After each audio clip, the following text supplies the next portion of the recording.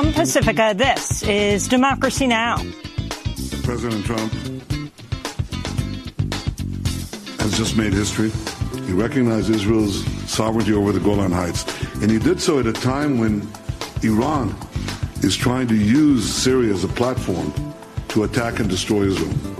And the message that President Trump has given the world is that America stands by Israel.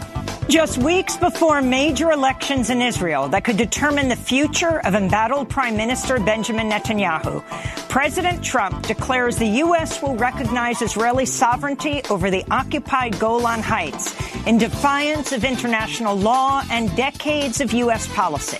We'll get reaction from Palestinian human rights attorney Noura Erakat, author of the new book Justice for Some, Law and the Question of Palestine.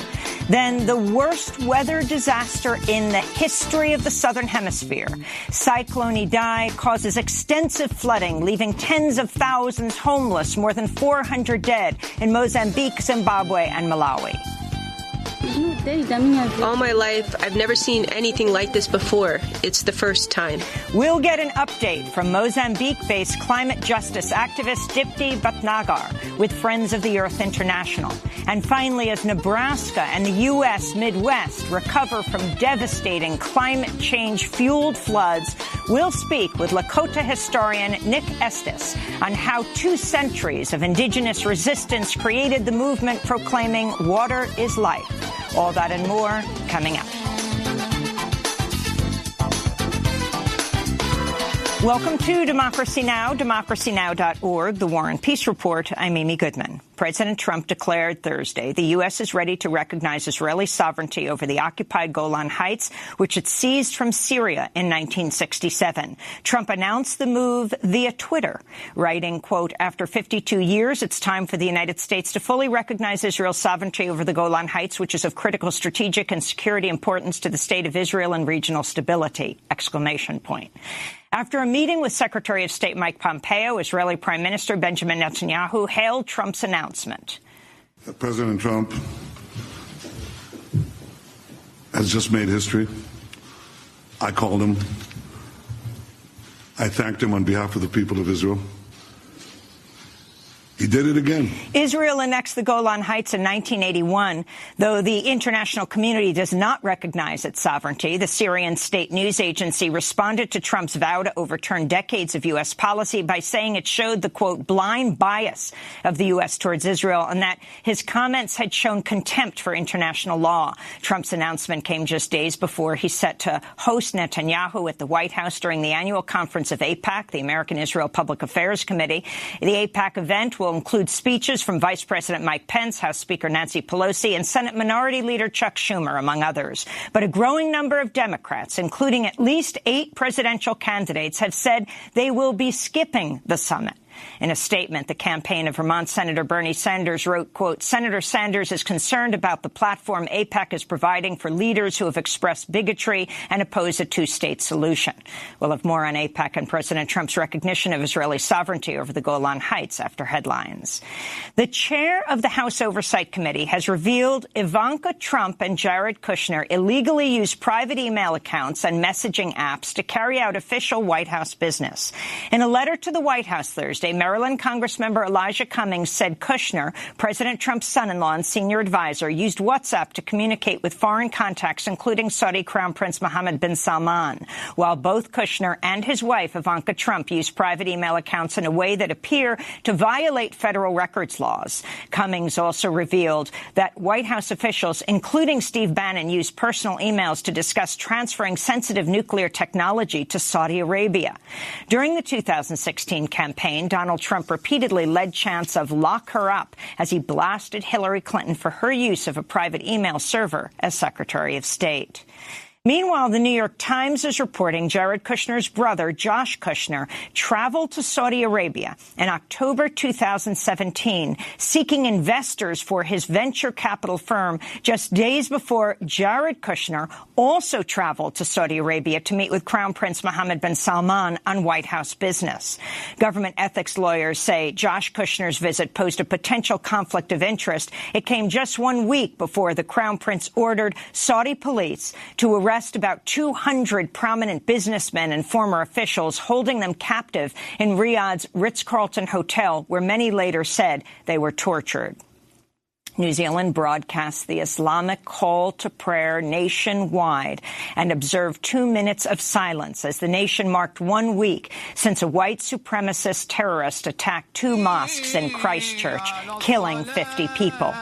Prime Minister Jacinda Ardern, dressed in black, wearing hijab, addressed mourners at a public park adjacent to the Al-Noor Mosque, where most of the victims of last week's massacre were attacked during Friday prayers on March 15th, 42 killed. The Prophet Muhammad, sallallahu alayhi wasallam, said, the believers in the mutual kindness, compassion, and sympathy are just like one body. When any part of the body suffers, the whole body feels pain. New Zealand mourns with you. We are one. The New Zealand memorial was held as unknown assailants used sledgehammers to vandalize 5 mosques in the British city of Birmingham. Muslim groups say far-right extremists likely carried out the attacks. Florida resident Cesar Sayoc pleaded guilty Thursday to 65 felony counts for sending pipe bombs last year to prominent Democrats, CNN, and other critics of President Trump. When Sayoc was arrested last October, he was living in a van covered in pro-Trump and Pence stickers, as well as images of prominent Democrats with crosshairs over their faces. The New York Times reports Boeing airplanes that recently crashed in Indonesia and Ethiopia both lacked optional safety features that could have saved the lives of 346 people. Both Lion Air Flight 610 and Ethiopian Airlines Flight 302 lacked an angle of attack indicator and an angle of attack disagree light, indicators that Boeing offers only at additional cost. This comes as families of victims of last October's Lion Air crash say they were pressured by the airline to sign a pledge not to pursue legal action against the company in exchange for about $90,000 in compensation. The amount was the minimum the families were entitled to under Indonesian law. In Mosul, Iraq, at least 92 people were killed Thursday after a ferry capsized and sank in the Tigris River. Many of the dead were children. The ferry was overloaded with people celebrating the Kurdish New Year, marking the start of spring. In eastern China, an explosion at a pesticide plant in the city of Yanqing Thursday killed at least 47 people, left scores more seriously injured. A government inspection of the plant last year showed more than a dozen violations, including a lack of safety training for managers. It's the worst industrial disaster in China since a 2015 explosion in Tianjin killed more than 170 people. Back in the United States, residents of the city of Deer Park outside Houston, Texas, have been ordered to shelter in place due to dangerous levels of toxic benzene kicked up by a massive fire at a petrochemical plant. The fire began Sunday and has since continued to spew acrid smoke across the region. A recently filed federal lawsuit charges the company behind the explosion, Intercontinental Terminals Company, with illegally dumping more than 1 million gallons of hazardous waste into floodwaters during Hurricane Harvey in 2017 in an effort to save money. A new analysis by the Environmental Working Group finds 70% of fresh produce sold across the United States is contaminated with pesticide. Topping the list of contaminated produce are strawberries and spinach, while more than 9 out of 10 samples of kale were found to contain residues of pesticides, with some leaves containing up to 18 different chemical compounds. Facebook admitted Thursday hundreds of millions of users' passwords were stored in a database that was accessible by more than 20,000 employees at the social media giant. The latest privacy breach at Facebook comes as Massachusetts Senator and 2020 presidential hopeful Elizabeth Warren has unveiled a plan to break up tech giants, including Facebook, Google, and Amazon. European Union officials have ordered the United Kingdom a short extension for its plans to leave the European Union. European Council President Donald Tusk said Thursday he'll roll back the deadline for Brexit from March 29th to April 12th, but only if British lawmakers approve a Brexit plan they've already rejected twice. The UK government will still have a choice of a deal no deal, a long extension, or revoking Article 50. The 12th of April is a key date in terms of the UK deciding whether to hold European Parliament elections. If it has now decided to do so by then, the option of a long extension will automatically become impossible. In Wisconsin, a state judge has blocked legislation passed by lame duck Republicans seeking to strip the incoming Democratic administration of power while protecting policies enacted by former Governor Scott Walker. A Dane County Circuit Court judge sided with civil rights groups who challenged the power grab as a legislative coup that violated Wisconsin's constitution. Republicans in Michigan and North Carolina passed similar bills after losses in November elections. Advisors to former Vice President Joe Biden are reportedly considering Georgia Democrat Stacey Abrams as an out-of-the-gate vice presidential running mate when Biden announces his candidacy for the 2020 presidency next month. Abrams narrowly lost Georgia's gubernatorial race last year to Republican Secretary of State Brian Kemp of Georgia, who was widely accused of suppressing the vote. In New York, 6 women have accused billionaire donor Michael Steinhardt of carrying out sexual harassment over the course of decades. In interviews with ProPublica and the New York Times, the women say Steinhardt regularly propositioned sex and threesomes while making unwelcome comments about women's bodies. Steinhardt has denied many of the allegations. Steinhardt co-founded Birthright Israel and has donated about $25 million to the nonprofit. The group provides free trips to Israel to young Jewish Americans, promoting Israeli government policies while avoiding discussion of Israel's West Bank settlements and its occupation of Palestinian lands. And in Alabama, officials at Holman Prison have cut off water to the cells of 8 prisoners on hunger strike as they protest conditions and solitary confinement. Officials say prisoners will instead be offered bottled water every half hour so they can monitor the prisoners' liquid intake. The prisoners were placed in solitary housing units in February 28th without warning. They say they committed no infraction or violation of prison rules. Instead, they were told in a letter from prison officials, quote, "You will remain in restrictive housing and preventative status for peace and tranquility of the institution."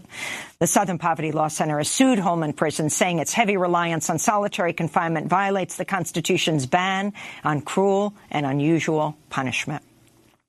And those are some of the headlines. This is Democracy Now!, democracynow.org, The War and Peace Report. I'm Amy Goodman. Just weeks before major elections in Israel that could determine the future of the embattled Prime Minister Benjamin Netanyahu, President Trump has bowed to his pressure by declaring the U.S. will recognize Israeli sovereignty over the occupied Golan Heights in defiance of international law and decades of U.S. policy. Trump announced the move via Twitter Thursday, writing, "After 52 years, it's time for the United States to fully recognize Israel's sovereignty over the Golan Heights, which is of critical strategic and security importance to the state of Israel and regional stability!" Exclamation point. And Netanyahu responded to the news during a joint news conference with Secretary of State Mike Pompeo. President Trump has just made history. I called him. I thanked him on behalf of the people of Israel. He did it again. First, he recognized Jerusalem as Israel's capital and moved the U.S. embassy here. Then he pulled out of the disastrous Iran treaty and reimposed sanctions. But now he did something of equal historic importance. He recognized Israel's sovereignty over the Golan Heights. And he did so at a time when Iran is trying to use Syria as a platform to attack and destroy Israel. And the message that President Trump has given the world is that America stands by Israel. The Golan Heights area covers less than 500 square miles along Israel's northeastern border with Syria. Israel annexed the Golan Heights in 1981 after capturing the territory from Syria during the 1967 war, but the international community does not recognize its sovereignty. In November, the U.S. said it planned to vote against a UN resolution calling for Israel to end its occupation of the Golan Heights. The Syrian state news agency responded to Trump's vow to overturn decades of U.S. policy by saying it showed the, quote, blind own bias of the U.S. towards Israel, and that his comments had shown contempt for international law and that they would not change the reality, quote, that the Golan was and will remain Syrian, Arab, unquote. Chief Palestinian negotiator Saeb Erekat tweeted Thursday, yesterday President Trump recognized Jerusalem as Israel's capital. Today, for regional stability, he wants to make sure the occupied Syrian Golan Heights be under Israel's sovereignty. What shall tomorrow bring? Certain destabilization and bloodshed in our region, he tweeted. Trump's announcement comes as he's set to host Netanyahu at the White House next week and the annual conference of AIPAC, the American Israel Public Affairs Committee, where Vice President Mike Pence will speak, along with House Speaker Nancy Pelosi, Senate Minority Leader Chuck Schumer, and others. This comes as a growing number of Democrats, including at least 8 presidential candidates, have said they will be skipping the summit, including Bernie Sanders, Elizabeth Warren, Kamala Harris, Beto O'Rourke, and Pete Buttigieg. For more, we go to D.C., where we're joined by Noura Erakat, Palestinian human rights attorney, legal scholar. She's an assistant professor at George Mason University. Her new book, Justice for Some, Law and the Question of Palestine. Professor Erakat, welcome back to Democracy Now! Can you respond to Trump's tweet? I think when Netanyahu says that Trump did it again, he's absolutely right. Trump has been moving in lockstep in imperial policy, U.S. imperial policy in the Middle East, which seeks to establish its hegemony, undermine democratic governance, and certainly continue the systematic violations of human rights.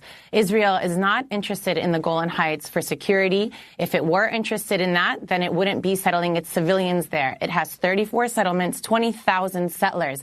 To put civilians into a place that's known as a military zone is, one, either to belie that there's actually a military threat, or two, to be using Israeli citizens as human shields. In both instances, it's incredibly problematic and discounts the fact that there is no military threat to Israel from that border. Syria last launched a military attack on Israel in October 1973. Egypt and Jordan have established permanent peace with Israel. Iraq and Libya, which might pose a threat rhetorically, have been completely gutted and destabilized. There has been no threat. Even Hezbollah from the south of Lebanon, where Israel withdrew its forces in 2000, have not launched war against Israel. In fact, it was Israel that launched war against Lebanon in 2006. This framework of security is a cover and a veneer for Israel as an aggressor. It is not the David, it is the Goliath in the region, and Israel's continuing warfare is what's destabilizing the region. I want to go to Secretary of State Mike Pompeo, who spoke at Thursday's news conference with the Israeli Prime Minister Netanyahu. Tonight, President Trump made the decision to recognize that hard-fought real estate, that important place, is proper to be a sovereign part of the state of Israel. President Trump made a bold decision to recognize that an important decision for the people of Israel. It will truly be historic. And the people of Israel should know that the battles they fought, the lives that they lost on that very ground were worthy. Noura Erakat, can you respond to Secretary of State Pompeo? I think it's so irresponsible for a Secretary of State to be describing occupied territory recognized under international law, including UN Security Council Resolution 242 and 338, as hard-fought real estate. This violates a long-held principle that decries the acquisition of territory by force. And so I would say to Pompeo, you're doing an incredible disservice to your job. You're an embarrassment to yourself. This is not the message that we should be sending. The principle opposing the acquisition of territory by force isn't just relevant to the Middle East, but is relevant to the world. If we're going to say this in the Middle East, then we might as well tell Russia, you can stay as long as you want in Crimea because you also won that territory, won that real estate by warfare. And so this is an embarrassment to the United States, to Pompeo, and certainly a bad signal for the entire world. And what exactly does it mean, Noura? I mean, Trump tweeted this, that he plans to do this. What would have to happen to make it real? You're absolutely right to question what is the value of a tweet. This is about the U.S. Now, it's within the presidential authority to recognize territory as sovereign. even if it violates international law. What will be consequential is how the international community responds. The UN has already decried this. Turkey has decried this. Egypt has decried this. Jordan has. Ironically, Russia has as well. And so if we see the international community stand in opposition, then the U.S.'s declaration will be merely that, a declaration where the U.S. is a lone figure in the rest of the world. Consider that when it moved its embassy from Tel Aviv to Jerusalem, in similar contravention of long-held principles, 128 states at the UN voted against the U.S., and there have been very few countries that have followed suit. So, in fact, what this demonstrates is the weakness of the United States and its waning influence, and it says more about domestic concerns in the U.S. and Israel than it does for the region. This is about Netanyahu deflecting attention from corruption charges 3 weeks ahead of elections. This is about the United States and Trump speaking to an evangelical base rather than that doesn't care for regional stability and international law, but is more concerned with seeing Israel establishing itself as a hegemon within an Islamophobic framework that positions Israel as the easternmost front of the U.S.'s war on terror. So this clearly is something that the embattled Prime Minister Netanyahu has been pushing Trump very hard for. The Israeli Attorney General has said he's about to indict Netanyahu for corruption. The election is just weeks away in Israel. Can you talk about the significance of this, what it will mean for the Israeli elections, Noura? So one can only speculate what it's going to mean, but what we know about Israeli society is that it has a position in regards to the Golan Heights that signifies that the Golan Heights is part of Israel. It's similar to the mythologies that are created. They have a slogan, Ramat Golan Ze Ani, that the Golan Heights are me. And so this is speaking to a base that would be more concerned with establishing Israel's expansionist policies than it is with the corruption of a particular politician. It's a deflection tactic similar to Pompeo's visit right now. Secretary of State Pompeo is the first U.S. Official to visit the Western Wall in occupied East Jerusalem in a similar bid to establish that if you work with Netanyahu, you will be in lockstep with an imperial power that where might makes right in the Middle East, where there is no accountability and where Israel will be able to trample Palestinian human rights, will continue to act as an aggressor in the Middle East and continue to benefit from the U.S.'s unequivocal financial, military, and diplomatic support that frames that aggression as self-defense. And what does this mean for the, if you can call it, the Israel-Palestine peace process, if there even is one? But what does this mean for any kind of pursuit of peace? Well, I think if we just pay attention to what Israeli leaders have told us, they don't want peace. They don't want a two-state solution. What they're offering to Palestinians is a situation of permanent subjugation and derivative sovereignty where they don't control Jerusalem, where they can't access their water, where they can't access free movement, where there is no human rights. And now if we thought that Palestinians, who are a stateless people, had any chance of achieving some sort of equitable resolution with the U.S. as broker, we can see that the fact that the U.S. is willing to declare Israel's sovereignty over Syrian territory, which is not, in Palestine, the West Bank and Gaza has been subject to a really silly and basically indefensible legal argument that says that there is no Palestinian sovereign and so the territories are disputed. But there is no dispute over the Golan Heights. That is Syrian sovereign territory.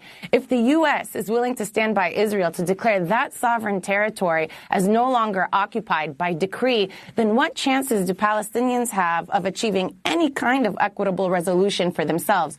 This just adds more imperative to a grassroots campaign in the form of boycott, divestment, and sanctions, in the form of legal cases, in the form of grassroots movements that are aligning in an anti-racist global movement and a global anti-fascist movement in order to overcome diplomatic intransigence and the fact that their governments do not represent them.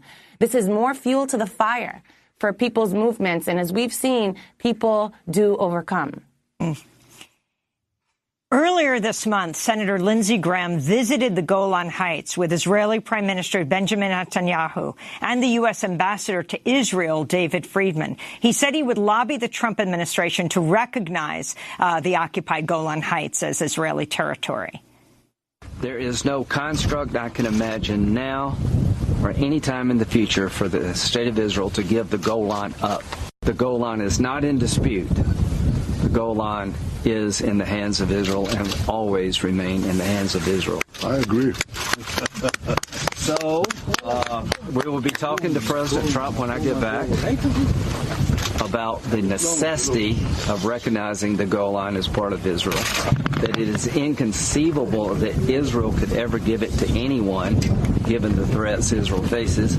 So Lindsey Graham was standing next to David Friedman, the U.S. ambassador to Israel. Friedman has no diplomatic experience, worked as a bankruptcy lawyer for Donald Trump for 15 years, longtime supporter of illegal Jewish settlements in the occupied West Bank, who's called President Barack Obama an anti-Semite. Friedman also compared liberal American Jews to Nazi collaborators. Noura Erakat.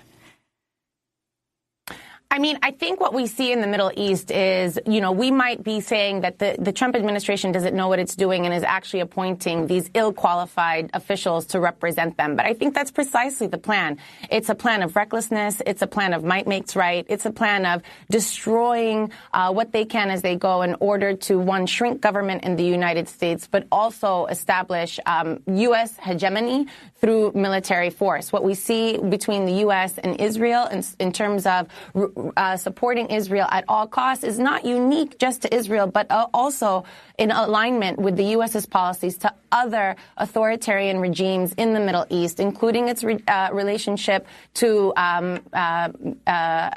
Sisi in Egypt, including the relationship to MBS in Saudi Arabia, as well as the UAE. This is not just about the U.S.'s relationship to Israel. This is about U.S. imperial policy in the Middle East. It's about establishing itself as a hegemon. It's about destabilizing the region. It's about undermining democratic rule. It's about being able to control access to natural resources like gas and petrol. It's about being able to proliferate U.S. military bases in the region that will have access and control to the rest of the world. And we do that under the veneer of liberation and democracy and peacemaking. And so it's really imperative upon a critical audience to understand that endless war in the Middle East cannot possibly be for the sake of stability or democracy, but is actually in pursuit of U.S. national imperial interests. And Noura Erakat, I wanted to ask you about the elections in Israel and a campaign ad. A member of parliament seeking re-election on April 9th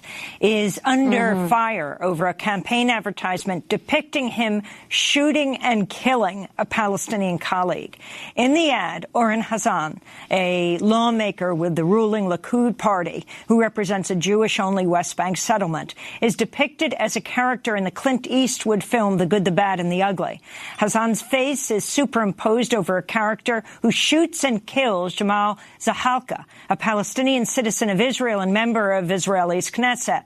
Zahalka has called for police to arrest Hazan over the ad. This comes after another prominent Israeli politician, ex-General Benny Gantz, released a campaign video showing a counter marking a rising death toll of Palestinians superimposed over a video of a funeral. A second campaign ad promised that, if elected, Gantz would bomb Gaza back to the Stone Age. Your response? Yeah, welcome to Israel. Welcome to Palestinian lives of being literally dehumanized, killed, ridiculed, accused, and blamed for their own deaths for the sake of domestic politics, for the sake of international politics, while the rest of the world watches. When Israel massacred 58 Palestinians on May 15th last year, when the embassy was moved, and when Palestinians continued their Gaza Great March of Return, you know what U.S. headlines ran? They said, how dare Hamas ruin and spoil Israeli celebrations? The level of dehumanization that is at play is astounding, absolutely astounding. And it's what should make us support more forcefully brave lawmakers like Congresswoman Ilhan Omar, like Congresswoman Rashida Tlaib, who are actually who have ridden into Congress, on the power of the people who have brought them into Congress, on campaigns that support human rights and a complete anti-racist platform, who are actually calling out the U.S.'s policy for what it is. Now, it should not be surprising that the U.S., which is a settler colony and also maintains a racial caste system, would also frame what Israel is doing as somehow forgivable. But there's something to be said about media that fails to let Israel speak for themselves and take them at face value. Here are campaign ads where they are promoting the murder and the killing and the death of Palestinians, even elected lawmakers, in order to get more votes. Can you imagine how precarious Palestinian life is? And when Zahalka called out Hazan for the ad, Hazan turned around and called him, that literally said, "This is not anti-Arab racism, you terrorist." I mean, we're talking about a doublespeak, and if you didn't see it, you wouldn't believe it. And so the only thing that I would encourage is for more people to pay attention, for more people to see it, for more people to take Israelis seriously when they use this racist discourse, and to understand that the people who pay the highest price are Palestinians. Noura Erakat, I want to thank you for being with us. Palestinian human rights attorney, legal scholar, assistant professor at George Mason University. Her new book, Justice for Some, Law and the Question of Palestine. This is Democracy Now! Coming up, it has been called the worst weather event in the Southern Hemisphere. We're going to talk about what's happening right now in Mozambique and Zimbabwe and Malawi and other places, then to Nebraska, and finally, the Lakota historian Nick Estes on Our History is the Future. Stay with us.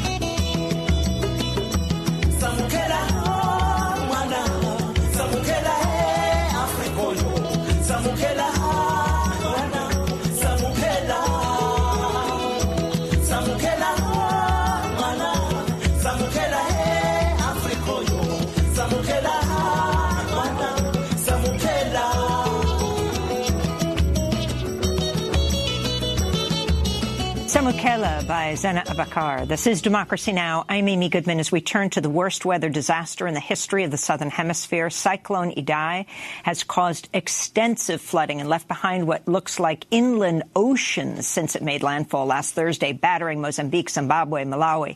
The World Meteorological Organization has called the storm the Southern Hemisphere's worst tropical cyclone on record. Officials say the death toll is over 400. The number is expected to rise. More than 400,000 people could be displaced in Mozambique.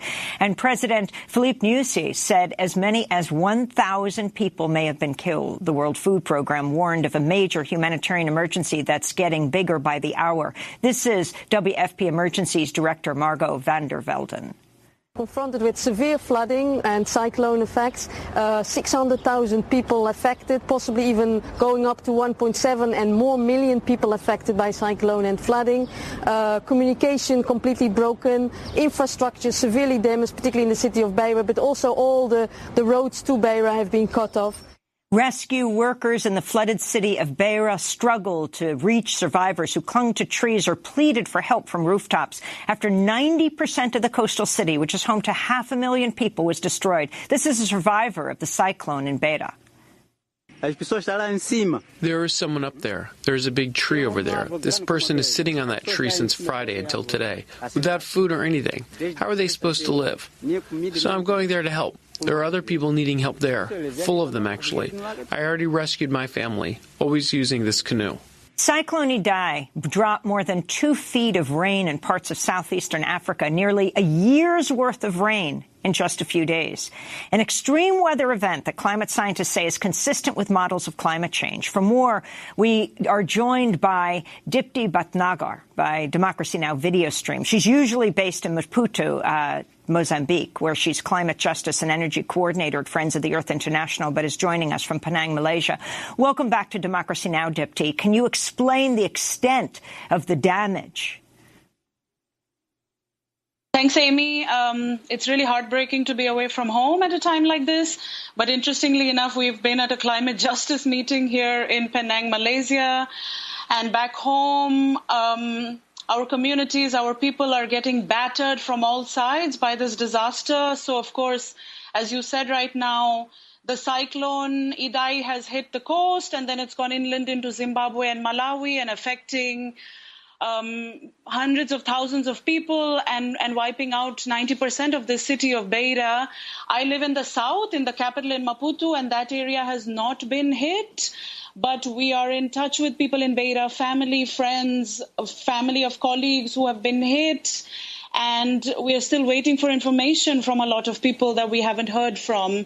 And of course, this is a huge disaster to have hit Mozambique. And already about 2 weeks ago, when I was home, we heard of a lot of flooding happening in the Tete province, which is the Zambezi River Basin. So basically, there are two river basins that have been affected by flooding, and people sort of trapped in between. And some of it is related to the cyclone, and some of it is related to rain upstream in the catchment and the dams in Zimbabwe letting go of water, and that's also affected a lot of people.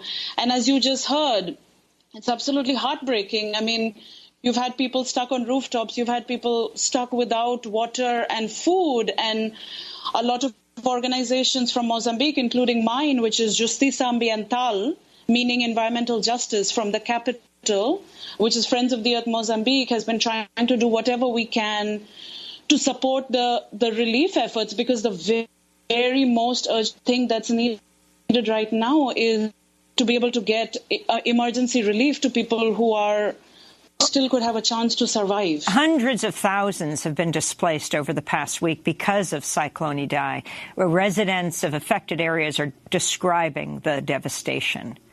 I thought we would all be dead. My home collapsed and my daughter had... I was with my children inside our home, talking because it was raining, and then we heard the mountain exploding, and then the water started flowing through the streets and arrived at our house, and we had to run away. Here, we don't have anything to eat here. No food, nothing. It's a problem. At night, we don't eat. We don't even have a blanket to cover ourselves with. We only have the clothes we are wearing. It's hard to die. We want to live, but we suffer. We have been suffering until today. Dipti Bhatnagar, can you talk about the link between climate change and this cyclone? Absolutely, Amy. I think... there always have been cyclones in the Indian Ocean, but the intensity of it is getting much stronger and the breadth of it is getting a lot stronger. So I'm wearing a T-shirt which shows you the map of Mozambique, and of course you see Madagascar, which actually protects Mozambique from these types of events in the Indian Ocean. But as the intensity has increased due to warming oceans and due to the climate crisis, this type of extreme weather event is impacting and hitting with so much more intensity. So we, in Mozambique, we've always known that we are going to be really impacted by climate change. We are a downstream country. We are a very, very flat country, and we have faced floods before, and we knew that this is going to be our fate, that as the oceans warm and as the atmosphere warms, this is going to have direct impacts on our people, and that's what you see happening right now. Kenyan author Shailia Patel called out ExxonMobil over its involvement in Mozambique amidst the climate disaster, writing, ExxonMobil, which is developing giant gas deposits off northern Mozambique, said it would donate $300,000 to relief efforts. ExxonMobil's 2018 quarterly profits, $6 billion. $300,000 is less than 7 minutes of their 2018 profits.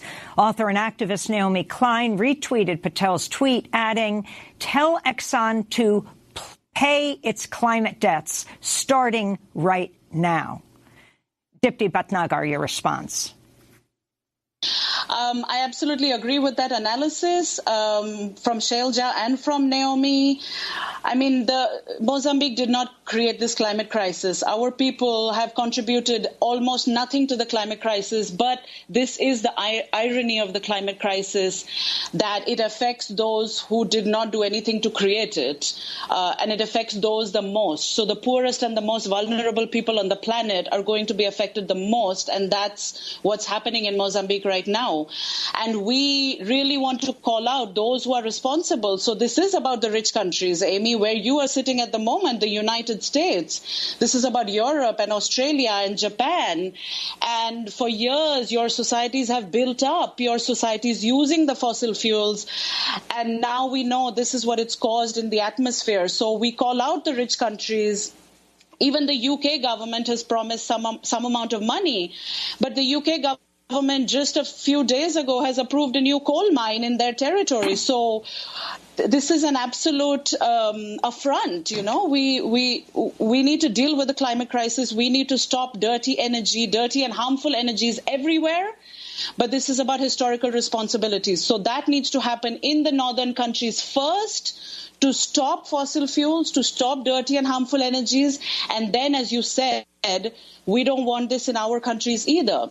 So our organization, Justiça Ambiental, is fighting against that exploitation of gas in the very north of Mozambique, right under Tanzania.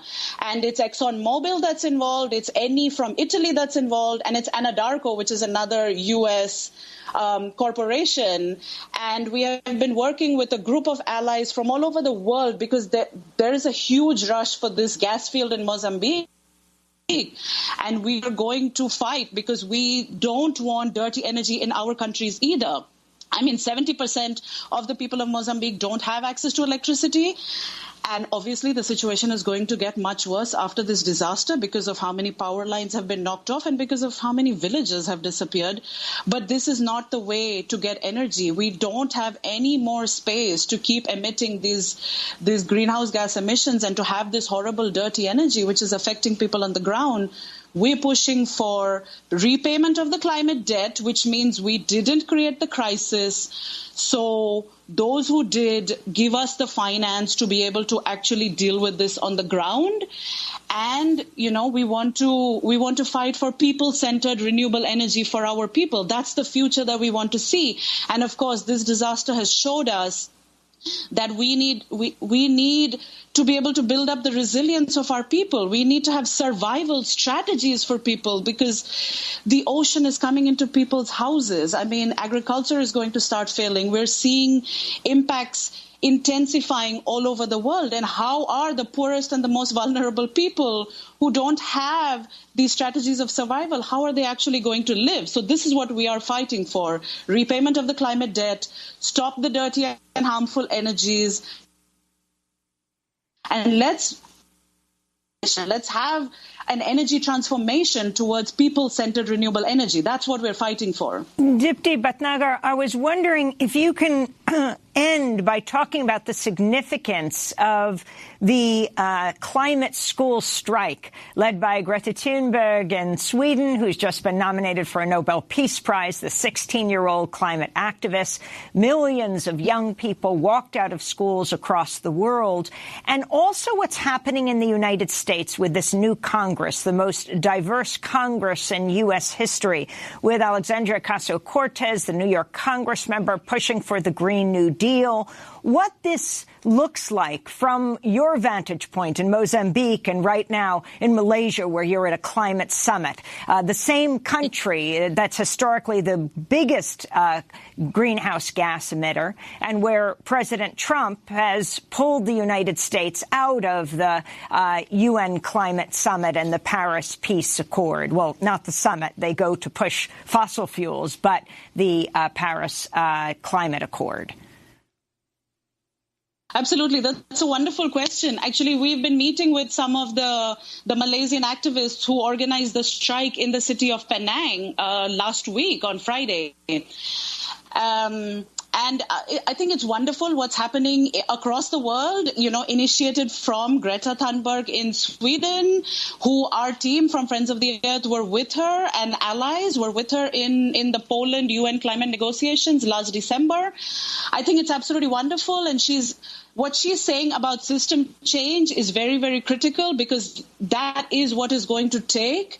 That level of transformation is what we need to be able to stop the climate crisis, but also to serve the people who the current system never served. Those who don't have electricity and those who struggle to have food on the table. I mean, we're talking about a world of increasing inequality. So we, as Friends of the Earth Mozambique, as Friends of the Earth International, we are really pushing for this transformational agenda, and I was really happy to see Greta actually talking about it. However, I don't think that the school strikers in some of the other countries are actually making those links, and that's where I think we want to offer a connection. Those of us from the South, from the southern countries, we would love to talk to you. We would love to talk to the school strikers. We would love to talk to those in the parliament in the U.S. who are pushing this Green New Deal to say this is absolutely wonderful what you're doing. Let's not forget about equity. Let's not forget about the South. Let's not forget about historical responsibility. So I think the work that's happening is wonderful. I think we want to make sure that they realize we are also in the boat with them, us in the South, and that there is a responsibility that they have, not just to stopping climate change, but actually doing it in an equitable way. So I'm offering myself, I'm available anytime to speak to school strikers, to speak with people in the U.S. Congress, our allies. We've just been talking about this at our climate justice meetings. We really want to reach out. We really need to strengthen the narrative of equity and of historical responsibility within the climate strikes, within the Green New Deal. I think there are wonderful opportunities, but I think we need to remember the South. I want to thank you very much as you talk about remembering the South. Dipti Bhatnagar with Friends of the Earth International, Climate Justice and Energy Coordinator, usually based in Maputo, Mozambique, but joining us now from a climate justice conference in Penang, Malaysia. This is Democracy Now! When we come back, Lakota historian Nick Estes on his new book, Our History is the Future. Stay with us.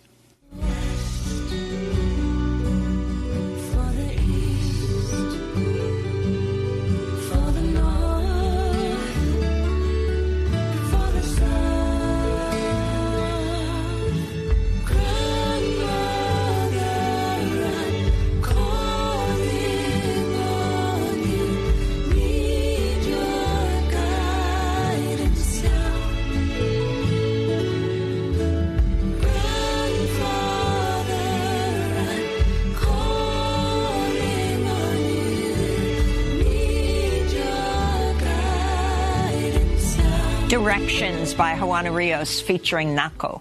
This is Democracy Now! I'm Amy Goodman. While the Southern Hemisphere faces its worst tropical cyclone on record, states across the Midwestern United States are continuing to recover from unprecedented flooding this week that devastated communities in Missouri, Iowa, Kansas, and particularly Nebraska. Warming temperatures, snowmelt, and heavy rainfall led to a flash flood that overwhelmed the Missouri River. The rising waters breached levees, killing at least 4 people, destroying or damaging thousands of homes. Much of the news about the flooding has focused its impact on farmers, but the climate change-fueled weather has also hit Native American communities hard, with 4 tribal nations in Nebraska declaring a state of emergency. This is Larry Wright, Jr., chair of the Ponca tribe of Nebraska, speaking last week. Today, I've declared a state of emergency for the Ponca tribe of Nebraska in our territory as it relates to our homeland in Niobrara, as well as our communities in Norfolk and Sioux City. And we'll continue to monitor the situation as we move forward with the flooding. Scientists warn that more flooding is on the way as a climate change-fueled extreme weather patterns around the planet. Santee Sioux chairman Roger Trudell, whose tribe faced unprecedented flooding in Nebraska, told Earther, quote, I'm just sorry that our national leaders, the people with the power to do something about it, just put their head in the sand and pretend that there's no such thing as climate change or global warming or anything when it's so evident. They should be ashamed of themselves, he said. For more, we go to Santa Fe, New Mexico, where we're joined by a Lakota historian who says that the history of indigenous resistance can offer a roadmap for collective liberation and a guide to fighting life-threatening climate change. In his new book, Our History is the Future, Nick Estes tracks how 2 centuries of indigenous resistance created the movement at Standing Rock proclaiming water is life. Estes is assistant professor of American Studies at University of New Mexico, co-founder of the indigenous resistance group, the Red Nation. He is a citizen of the Lower Brule Sioux tribe. Professor Estes, welcome to Democracy Now! Can you respond to what's happened in the Midwest from Nebraska on, and particularly talk about the effects on Native Americans?